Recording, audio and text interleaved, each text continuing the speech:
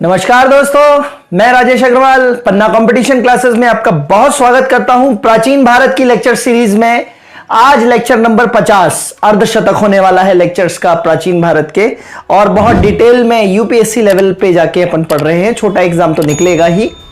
तो lecture number 50 में मौर्य वंश की बात चल रही थी। इसके पहले लेक्चर नंबर 49 में उसमें भाग 3 कवर किया था। आज मौर्य वंश का भाग 4, जिसमें अपने को बात करनी है अशोक के स्तंभलेख एवं गुहालेख।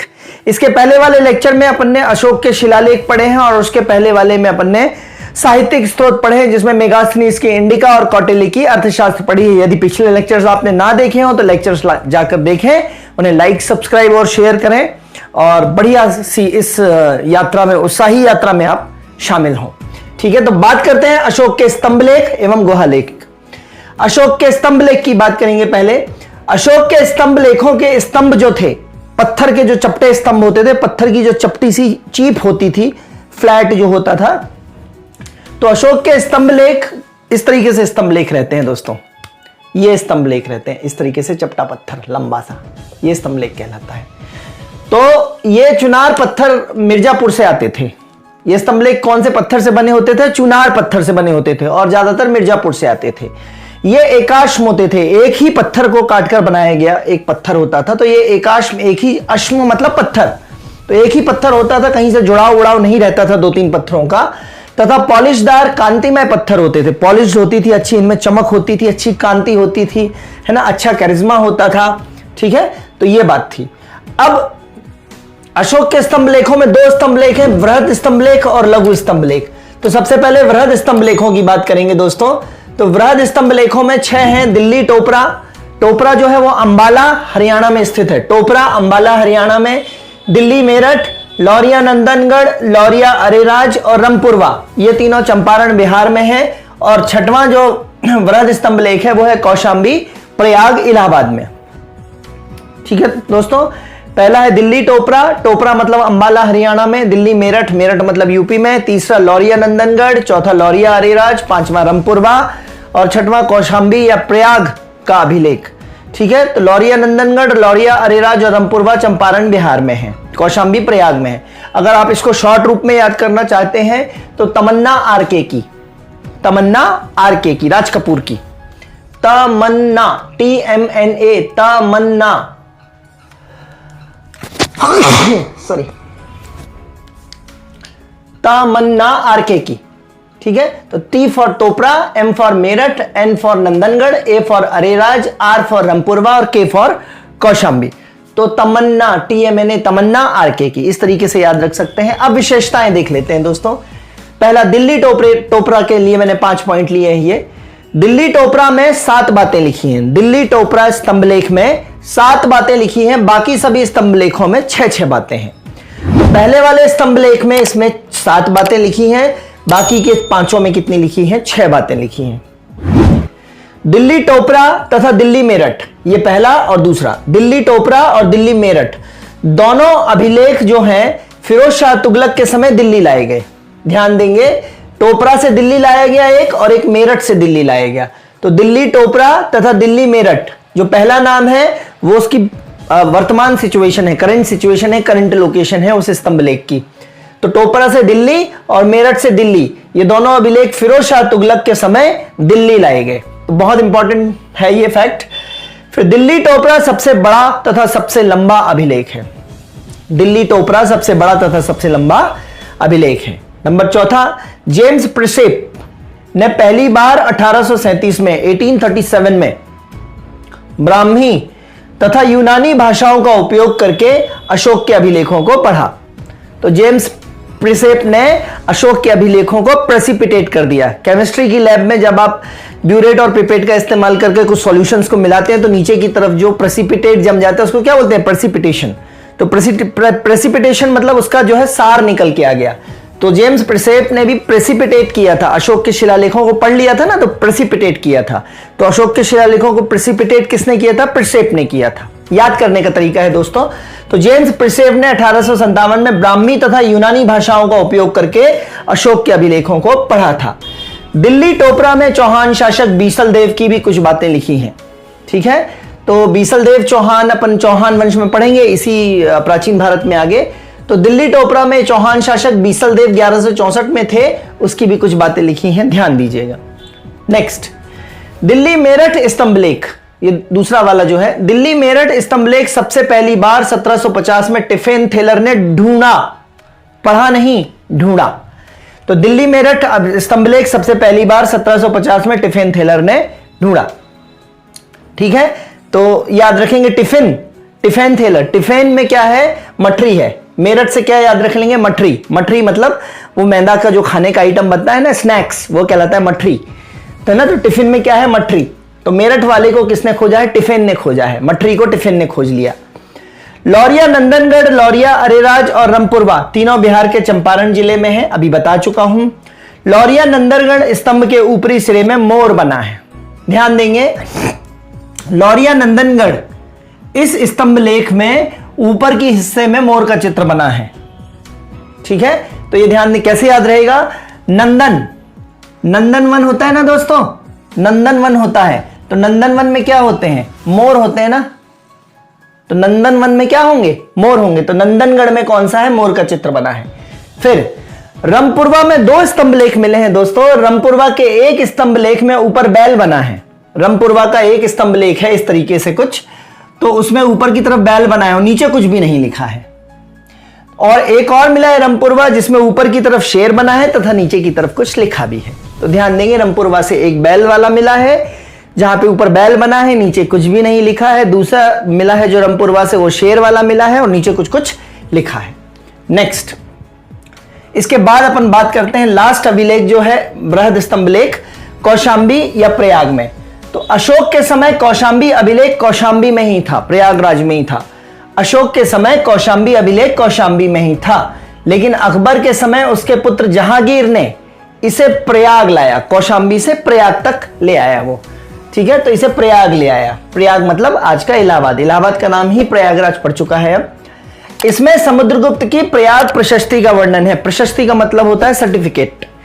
तो इसमें समुद्रगुप्त की प्रयाग प्रशस्ति का वर्णन है, किसमें, कौशांबी अभिलेख में। अर्थात इस अभिलेख से 4 शासकों के नाम जुड़े हैं। 4 शासक कौन कौन से, पहला शासक हो गया अशोक, दूसरा हो गया अकबर, तीसरा हो गया अकबर का पुत्र जहांगीर और चौथा कौन हो गया, समुद्रगुप्त की प्रयाग प्रशस्ति का वर्णन है इस अभिलेख में। फिर इस अभिलेख को रानी का अभिलेख भी कहते हैं। ध्यान दीजिएगा, बहुत बार पूछा गया कौशांबी अभिलेख को रानी का अभिलेख भी कहते हैं, क्योंकि इसमें स्त्री महामात्य की चर्चा है। ठीक है, आप मुझे कमेंट बॉक्स में कमेंट करके बताइए कि अशोक के किस नंबर के शिलालेख में स्त्री महामात्यों की नियुक्ति का वर्णन है। अशोक के किस शिलालेख में स्त्री महामात्यों की नियुक्ति का वर्णन है, कमेंट करेंगे दोस्तों। नहीं अगर बनता है तो पिछले लेक्चर्स, इसी के पहले वाला लेक्चर जाके देखेंगे, अशोक के शिलालेख, वहां आपको आंसर मिलेगा। स्त्री महामात्य की चर्चा है। अशोक की पत्नी कारुवाकी तथा पुत्र तीवर का वर्णन होने के कारण इसे रानी का अभिलेख कहा जाता है। स्क्रीनशॉट ले लीजिए दोस्तों, हो सकता नीचे का थोड़ा सा पोर्शन नहीं आ रहा हो तो वह भी आ जाएगा। अभी इतना स्क्रीनशॉट ले लीजिए जितना आ रहा है। अशोक की पत्नी कारुवाकी तथा उससे प्राप्त पुत्र तीवर का वर्णन होने के कारण इसे रानी का अभिलेख भी कहते हैं। तो रानी का अभिलेख किस रानी के कारण कहते हैं, कारुवाकी, कौशांबी में कारुवाकी रानी है। ठीक है, तो यह बात हो गई 6 के 6 वृहद स्तंभ लेखों की। अब बात करते हैं दोस्तों अशोक के लघु स्तंभ लेख।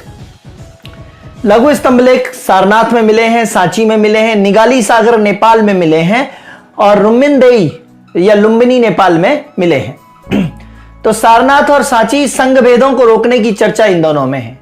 सारनाथ और सांची के लघु स्तंभ लेखों में जो है संघ वेदों को रोकने की चर्चा है। ठीक है, फिर निगाली सागर नेपाल में, यहां कनक मुनि का एक स्तूप बना था। अशोक ने इस स्तूप के ऊपर एक मंजिल और बना दी। निगाली सागर या नेपाल में है निगाली सागर, ध्यान देंगे, स्पेसिफिकली इतना ही पूछा जा सकता है। तो निगाली सागर नेपाल, यहां कनक मुनि का एक स्तूप बना था। अशोक ने इस स्तूप के ऊपर एक मंजिल और बना दी। ठीक है, फिर रुम्बिनदेई जो है लुम्बिनी नेपाल में,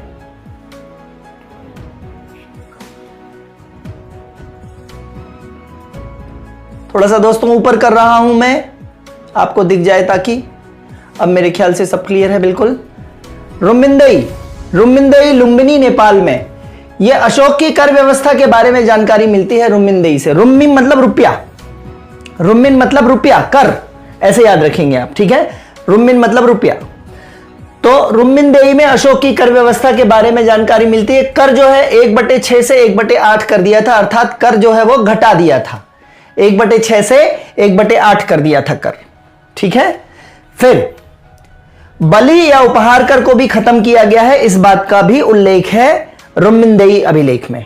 बलि जो स्वेच्छा से राजा को उपहार कर दिया जाता था उसको बलि कहा गया था या मुक्ता कहा गया था, उसको भी खत्म करने की चर्चा कौन से अभिलेख में है? रुमिनदेई में। तो रुमिनदेई में कुल मिला के रुपया नहीं देना है और कर की चर्चा है, ठीक है। तो यहां तक बात हो जाती है दोस्तों अशोक के स्तंभ लेख। लेक्चर आपको दोस्तों कैसे लग रहे हैं जरूर कमेंट बॉक्स में बताइए। अच्छे से पढ़िए, काफी अच्छा कंटेंट बनाने की कोशिश कर रहा हूं और आप जैसे जैसे फीडबैक देते जाएंगे वैसे वैसे सुधार भी करते जाएंगे और जो सब्जेक्ट आपको और पढ़ना हो वो भी बताइएगा। अब बात करते हैं दूसरा पार्ट अशोक के गुहालेख, जो कि अशोक का लास्ट पार्ट है। गुहालेख, गुहालेख मतलब गुफाओं के अंदर जो दीवारों पे लेख बनाए गए हैं वो गुहालेख कहलाते हैं। भाषा इनकी प्राकृत थी, लिपि ब्राह्मी थी। मैंने आपको बता चुका हूं कि अशोक के सारे शिलालेख, सारे लेखों की भाषा क्या थी? प्राकृत, पाली नहीं। लिपि ब्राह्मी थी। और ये दो गुफाएं जो हैं, दो प्रकार की गुफाएं हैं, एक अशोक द्वारा बनवाई गई और एक अशोक के पुत्र दशरथ द्वारा बनवाई गई। तो ये गुफाएं आजीवक संप्रदाय को समर्पित हैं, ठीक है। ये गुफाएं किसको समर्पित हैं? आजीवक संप्रदाय को समर्पित है। अशोक द्वारा 3 गुफाएं बनवाई गई जिसको मैंने कोडिंग करी है सुकवि। दिख रहा है दोस्तों, देखिए अशोक ने 3 गुफाएं बनवाई हैं जिसको मैंने कोडिंग करी है सुकवि। देखेंगे बराबर की पहाड़ी या खालवित पर्वत में गुफा बनवाई।